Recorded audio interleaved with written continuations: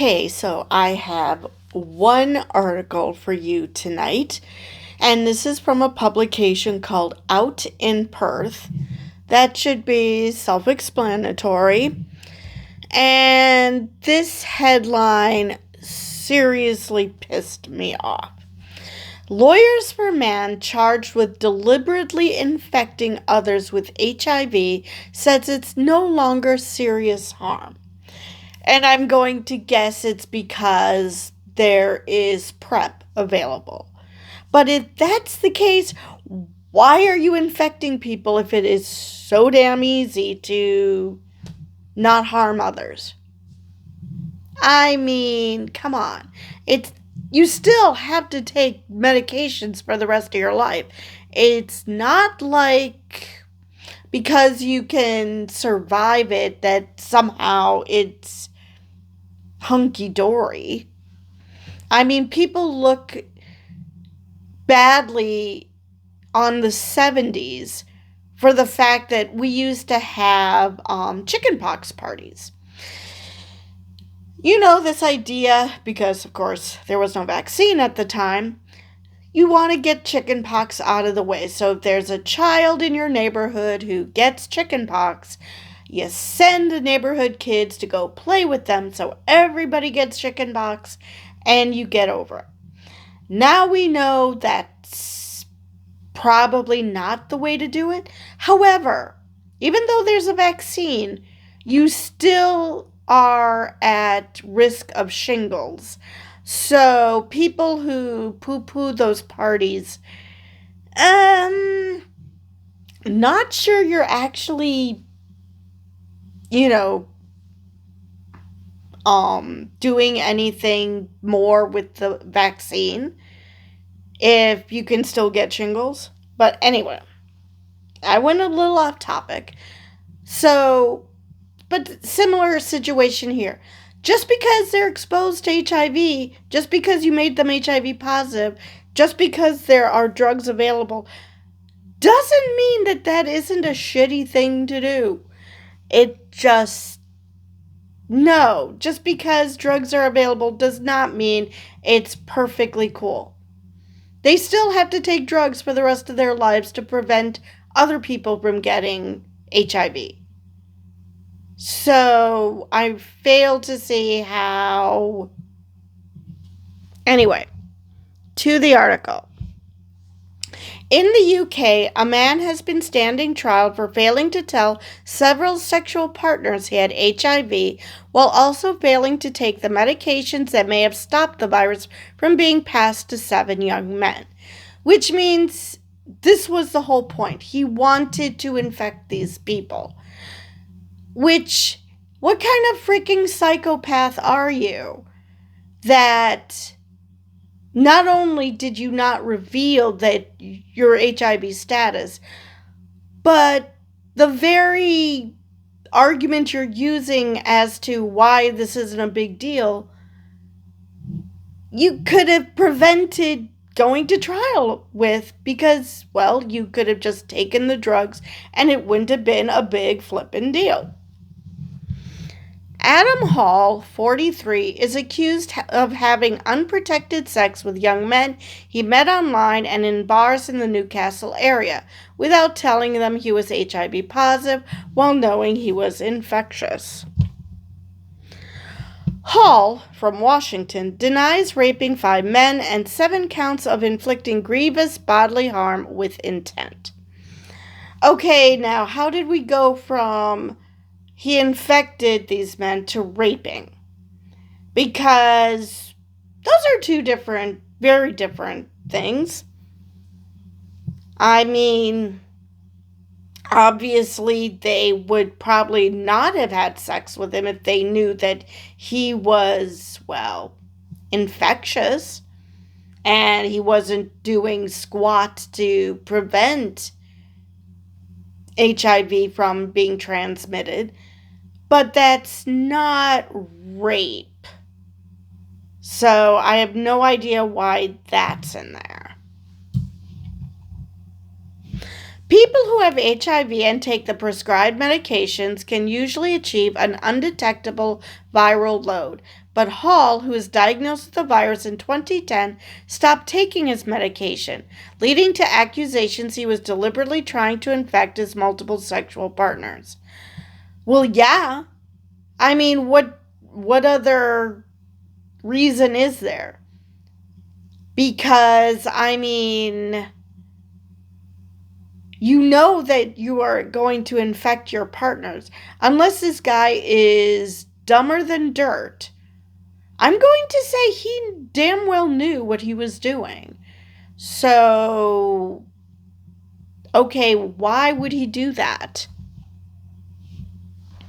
In closing arguments in a UK court last week, his legal team argued that because the condition was eminently manageable and no longer the death sentence, the charges against Hall should be viewed as not a serious offense. Now, I'm not going to say what crap people these lawyers are, because at least in the US, you need to have representation. You need to be able to defend yourself. And a lot of our Constitution comes from the UK. So I'm going to say that they have a similar thing, that everyone, no matter who they are, deserves to be defended. So maybe these lawyers are saying that and then having to take long showers at night because they just feel super icky. So I'm not going to say that the lawyers are horrible people. It's still a fucked up argument. Because, okay, it's not a death sentence. Great. Like I said, you're still taking drugs for the rest of your life. It's still an inconvenience. Not sure why that should suddenly be not viewed as a serious offense when you knowingly are infecting someone with something. I really do not care if you're infecting them with the common cold. That is messed up. You should not be doing that. Hall's barrister, Craig Hassel KC, told the jury that his client's viral load had fluctuated over time and they should ignore ascertains from the prosecution that his client had spiked his viral load with the intention of infecting others. Okay, how does that help him exactly? Are you seriously saying that sometimes his viral load is pretty calm, that he thought that he wasn't infecting them?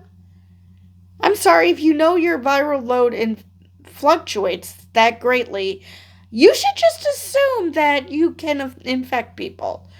Like I said, is this guy dumber than dirt? It is simply not true to say throughout this period of time Adam Hall knew he had a viral load and was highly infectious, the barrister said. So basically, they are going with the argument that his client shouldn't be held accountable because he's dumb. Again, if it fluctuates that greatly, you should probably just assume on the conservative side that you're infectious. The fact that he's like, oh well, some days it's perfectly fine, other days it's not. It's a crapshoot. What can I say? I mean, come on. He also challenged the description of his client's behavior put forward by the prosecution, who had suggested that Hall targeted the men, arguing that on some occasions the young men had been introduced to Hall by third parties. That does not negate the targeting thing. I mean, maybe he had these third parties look for men to introduce him to, or maybe he just showed an interest and suggested to a third party to introduce him. I mean, do you know how human behavior works? I mean, you don't just target people by singularly saying, I'm interested in that person, and immediately make your move. No, just because you got someone else involved does not mean you didn't target them. I mean, again, do you not know how humans work? You see someone, you know that they're friends with a mutual friend, you ask them to introduce you. It's not that complicated. Okay, so that was the end of that article. So, yeah, I really, really hope that this guy goes to jail for a long, long time. Because, I'm sorry, what the heck? Claiming that you didn't think you were infectious because the virus fluctuates is stupid. So, yeah, that's their only argument. He is so screwed. Now, my only question is, why did he do it? Because again, if the virus fluctuates that greatly, you should probably assume that you're infectious and take PrEP. That shouldn't be hard. And the fact is, he used to. So, why did he stop? Because I'm pretty sure the fluctuations were, while I was on PrEP, I was fine, and now I'm not on PrEP, and now I'm not. Because that's usually how things work. Anyway, I just keep repeating myself, so with that, I will see you guys in the next video.